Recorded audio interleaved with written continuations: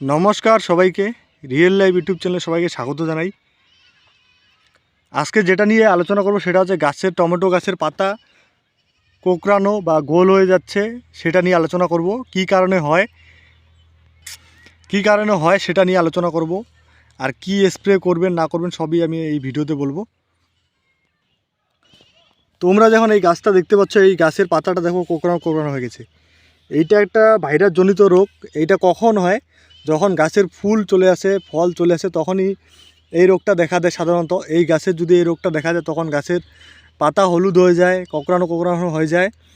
আর এই রোগ কিন্তু প্রতিনিয়ত ছড়ায়। দেখেন, আমি দেখাচ্ছি আপনাদের। এই গাছ থেকে এটাতে চলে গেছে, তারপর এটা থেকে এটাতেও হয়ে যাচ্ছে। আর যেগুলো গাছের গ্রোথ ভালো আছে সেগুলোতেও কিন্তু এই রোগটা লেগে যাচ্ছে, কারণ এটা ভাইরাস, এটা ছড়াচ্ছে বেশি। প্রতিনিয়ত প্রত্যেকটা একটা গাছ থেকে আরেকটা গাছে যাচ্ছে। তো এটার জন্য আপনাদের স্প্রে করতে হবে। ওষুধের নামটা আমি বলে দেব। টমেটো গাছ যখনই ছোট থাকবে তখনই আপনারা একটা জিনিস লক্ষ্য করবেন, সাদামাছি যদি থাকে সেটা স্প্রে সবসময় করে যাবেন, সাদামাছি যাতে আক্রমণ না করে, নাহলে কিন্তু এরকম রোগ লেগে যাবে, ভাইরাসজনিত রোগ। আর এটা থিপসেরও মতো হয়ে যায়। থিপস লাগলে যেরকম গাছের পাতা গোল হয়ে যায় সেরকমই হয়ে যায়। এছাড়া প্রায় সবই গাছে গ্রোথ ঠিক আছে, কিন্তু বেশিরভাগ গাছই এরকম ছড়াচ্ছে। দেখো এই গাছটা তো প্রায় রোগটা চলে গেছে।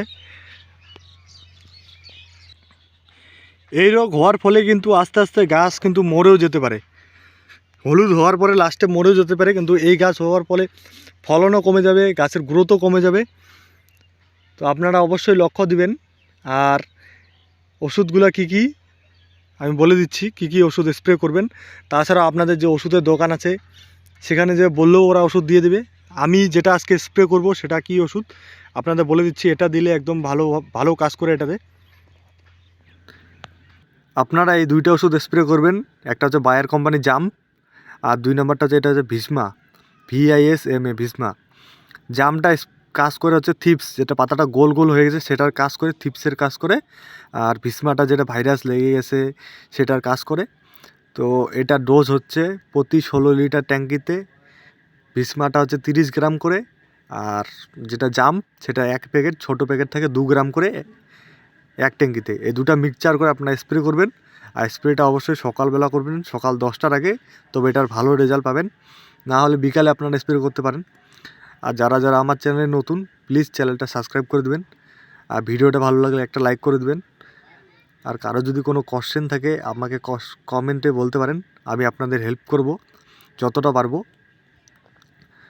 থ্যাংক ইউ, ধন্যবাদ।